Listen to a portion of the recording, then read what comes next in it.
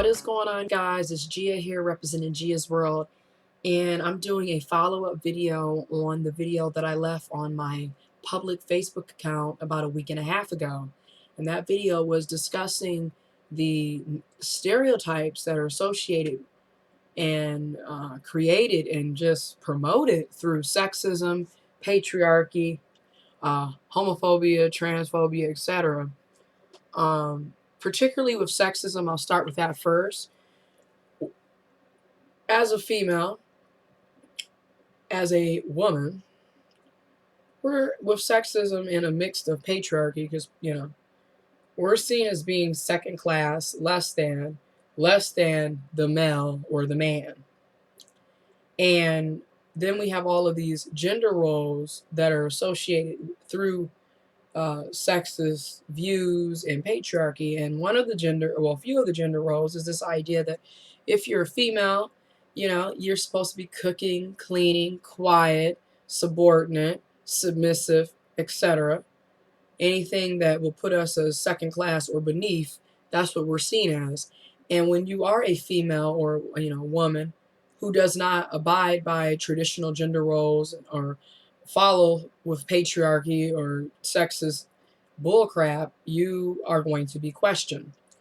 And I stated in that video, oftentimes it's like I'm 23 years old and I have already been asked, like, when are you going to settle down? Do you have a boyfriend? When are you going to have kids? When are you going to start a family? How come you don't wear makeup? How come you don't wear dresses? People have even, asked me, am I gay? Am I a lesbian? Or, are you a dyke, etc. Because how I look and what I do. And to me, it just shows like the sexism. It shows the homophobia. It shows the patriarchy. It shows all of that in there because, one, we don't ask men when they're 23 for the most part. And don't get me wrong, there's always an exception to the rule, right? We get that. We know that everything, you can't generalize, but let's be real here. For the majority of the time, nobody's asking guys when they're going to get married, when they're going to have kids, when they're going to settle down, how come they're single. Nobody's asking them that because, for one, it's expected through sexism, patriarchy, and these sexist gender roles that, one, it's okay for men to sleep around, have multiple partners. It's okay for them to play the field. But then when females do that, all of a sudden the double standard comes in and you're labeled a whore or a slut.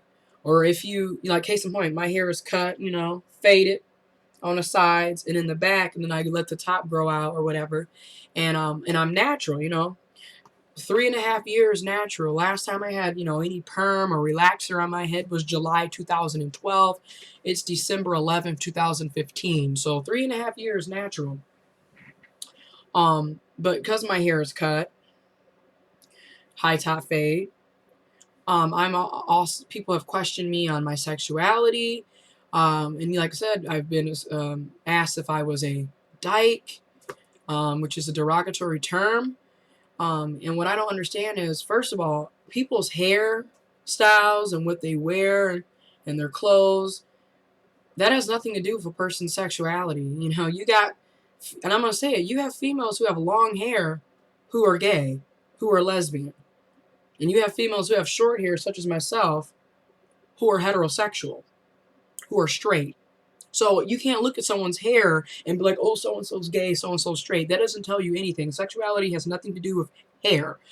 Because I'm not dressing in skirts and I'm not, showing skin or wearing excessively tight clothes. Oh, I must be a lesbian. I must be a dyke, which is a derogatory term again. And this also brings up what Steph Curry's wife said, and people have said, she was basically saying, I don't agree with showing a bunch of skin. I don't agree with, being half naked. I'm a modest person. And, people have accused her of doing slut shaming. And I just feel like since I'm talking about this topic, I got to do the whole thing. First of all, I consider myself a black feminist, African American feminist, and a womanism, where I support the equal and equitable treatment of the sexes, and so I see that males and females, to a certain extent, should be treated equally, but it should be equitable, because clearly I'm not going to, there are women who can kick your butt, and then there's men who can kick your butt, and vice versa. So when it comes, the beautiful thing about feminism, from my perspective, is if a female chooses to be half naked and wear tight clothes, she can do that. If a woman decides that she wants to be modest and not show off her body, she can do that. I'm not the one to judge, and Steph Curry's wife is not the one to judge. None of us are to judge. That's that individual's choice. If they want to dress this way and act this way and express themselves in that nature, that's their choice. That's the beautiful thing about feminism from my perspective. If someone wants to be a housewife, or someone wants to be out in the field working and having a thriving career, that's her choice. It's not what I have to say and what society has to say and what you have to say. It's what she wants to do. That's her life. So I don't agree with slut shaming. I don't knock people if they want to be half naked, and I don't knock people if they want to be clothed and modest. It's your choice. Anyways, but yeah, and it's really funny. And then I noticed too, around the holidays, all the questions of, you didn't bring anybody to dinner. When are you going to bring somebody home? And I'm just like, what? Once again, back to the sexism. I'm sure we're not asking the guys this. And sexism and patriarchy hurts both sexes. And that's what's so funny about it. A lot of times people think that it's just hurting women. It hurts men.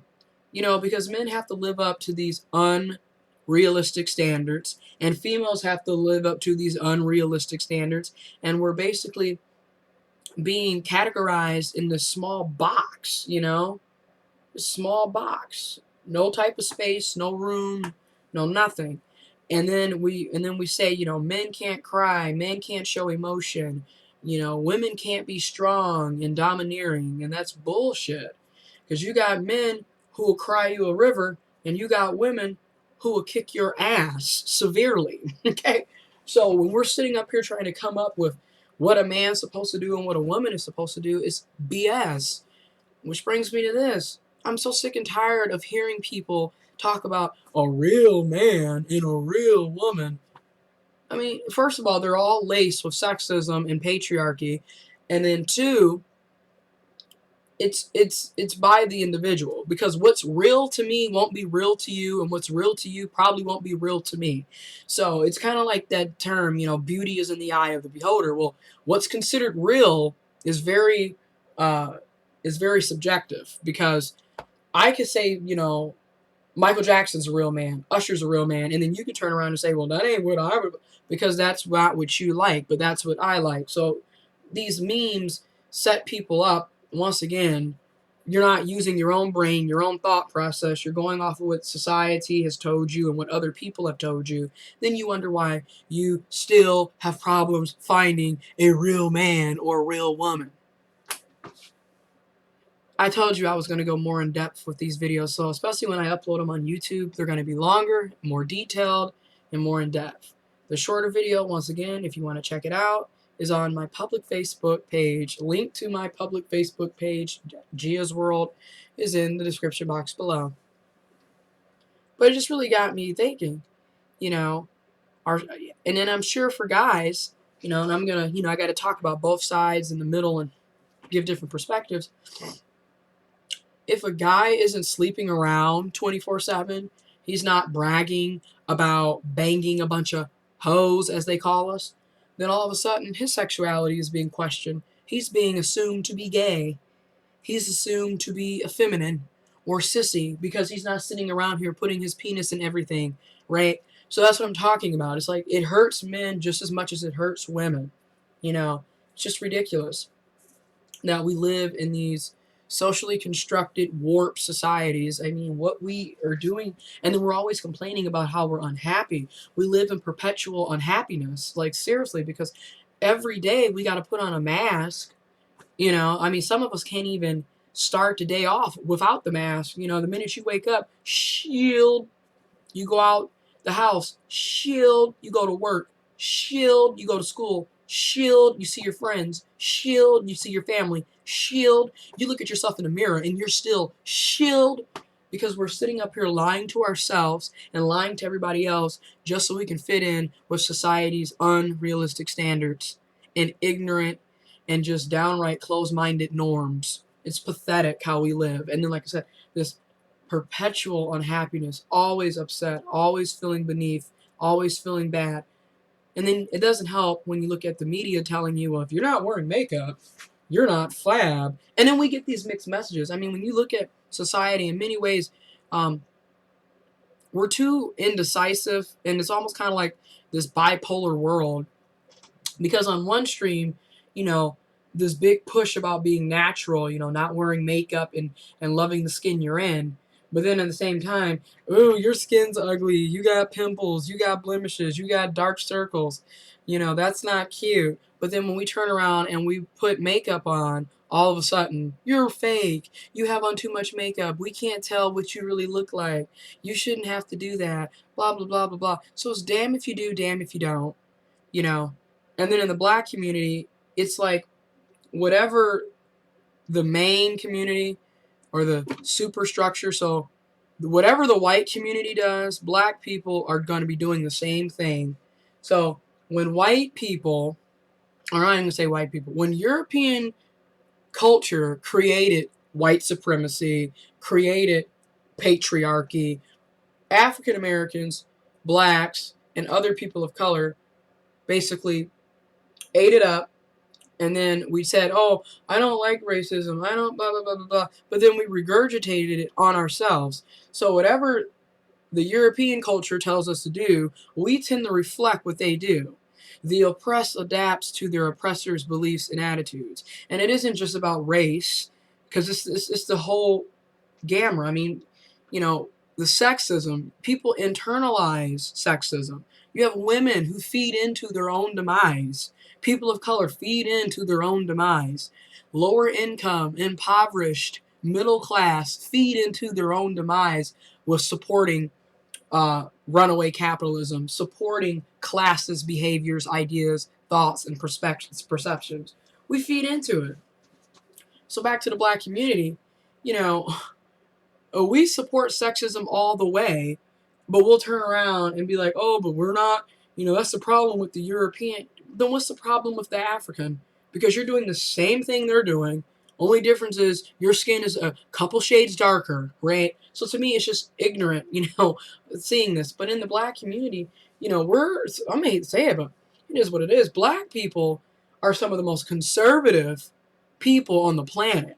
Because once again, unfortunately, through years of enslavement and straight up psychological, mental, physical, sexual, social, economical terrorism and abuse, we've become immune to the horrible treatment. It's like the Stockholm syndrome, you know, you are so abused and broke down that you start loving and idolizing your oppressor. It's really sad. You don't even, some of you need to wake up, as they say, wake up from the matrix and realize what the heck is going on. But yeah, this video is getting long, almost 15 minutes. But yeah, you know, I sit back and I think about that. If I want to have my hair cut short, if I don't want to wear makeup, bags all under my eyes, you know, got some pimples popping up. If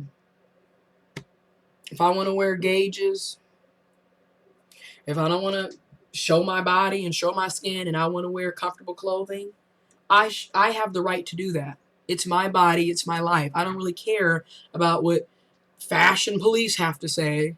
Fashion police aren't paying my rent, paying my phone bill.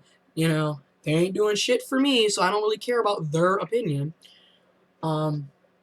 And you know what's really funny is oftentimes it's the people that are closest to you who say these sexist, and just close-minded, bigoted remarks. Your family and friends. Oh my goodness, let's talk about. That's going to be a whole nother video. It's just discussing the people close to you who tend to be the people who bring you the most pain and sorrow half the time. But anyways, I'm not, and that's another thing, since I'm going into this, I'm not here to please you. And I think that's what we need to realize, particularly as people who are oppressed, because I feel like, speaking from an African American, black woman, female, I feel like, and any other minority group, oppressed person can probably identify with this, we're always living for someone else's approval. And that's not what life is about. We don't have to please anybody. I don't have to do a damn thing for your approval. You didn't make me. You won't break me. You won't shake me. I don't got time for that. Like, that's our problem. We're always saying sorry. Sorry for what? I don't have to apologize for shit. Okay? And it's really kind of stupid when you sit down and think about it. Because it's like, oh, let me apologize for being myself. Like, come on. It's stupid. But this is the type of world that we live in. The social constructions are dividing and conquering us. We're living in perpetual unhappiness.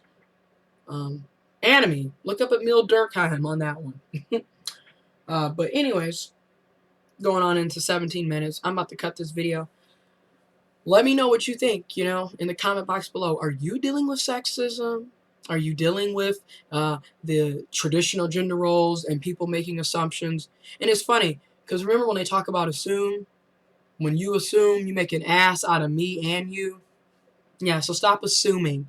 Because that's another thing. You can't look at how someone looks or how they dress and think, oh, so-and-so's gay, so-and-so's straight, so-and-so's... Sexuality has nothing to do with clothing, hairstyles. They don't. And it's just stupid. But yeah, I said I was going to close this out, but let's get real. It's going to be a little longer. I'm 23. I have 3 degrees, 2 associate's degrees, 1 bachelor's degree. I'm currently pursuing my master's degree. I work 3 jobs. If I'm not at work, I'm at school. If I'm not at school, I'm at work. So very little time for dating in the first place. Very little time for sleep. Hell, damn dating. Let's talk about getting some sleep. Let's get some rest. Don't even have time for that. And because, I'm 23, no kids, 3 jobs, full-time graduate student, and I'm not really interested in being in a relationship, and I got a short haircut, and I don't dress how you think I should dress, I must be a dyke. I must be lesbian. Something must be wrong with me. Really. It's just stupid to me. But, yeah, it's done. Like I said, I'm more concerned with finishing my degree, shooting videos, editing videos, going out with my friends, studying, writing papers, tutoring, working, making money, investing, giving back to the community, community service, social justice, being an activist, doing work, helping to improve the plight of others, That's what I'm concerned about right now. I don't want to worry about boyfriend, girlfriend, relationships. I don't care about that. Another reason why I'm not too into relationships is I've seen enough shitty relationships in my short 23 years to realize, you know what, I can wait. The second reason, I'm too busy. Number 3, I'm not about to get sidetracked because of some dude. And shout out to First Lady Michelle Obama, because she's telling the truth. Okay, once again, females, oftentimes we sit up here and we feel that we're not woman, we're not being feminine enough if we're not tied down to some dude. And even though this is completely heterosexist, because like I said, this is from a heterosexual standpoint, and just completely assuming that it's male and female, man and woman, and it completely be, people can be a part of the LGBTQ plus community, but they just assume that we're supposed to be tied down in a relationship, barefoot, pregnant, in the kitchen. So shout out to, like I said, First Lady Michelle Obama, because she stated, hey, the boys, the girls, etc., they will always be there. Your education, your success, your income, your hard work, your dreams and goals, they won't be. You know what I mean? You let that stuff pass by for some dude or some girl who probably won't be there for your next birthday. So that's another reason why, I'm not trying to be sidetracked from my goals. I have goals, and I plan to make my dreams a reality. Hashtag make dreams a reality. I always talk about that. And I'm accomplishing a lot of my goals. I have 3 degrees, income, money in the bank, investing, doing social justice work, community service, giving back to the community, publishing videos, got my own public Facebook page, building my brand, Gia's World. I'm accomplishing dreams. I'm making things happen. I'm making my dreams a reality. So, as of right now, December 11th, 2015, at 1:40 a.m. Eastern Time, I don't have time to be worried about relationships. And if you're one of those people who wants a relationship, once again, the beautiful thing about feminism, from my perspective, you do what you want to do, because I'm going to do what I want to do. But like I said, it's almost 22 minutes, so I'm going to cut it short for real this time. Let me know if you're dealing with these issues, or someone has assumed you to be something you're not. Have you dealt with the closed-mindedness? Whether that's racism, sexism, classism, homophobia, transphobia, ageism. Let me know. You can follow me on social media: Twitter, Facebook, Tumblr, Instagram. All those links are in the description box below. And be free, be happy, live, do you.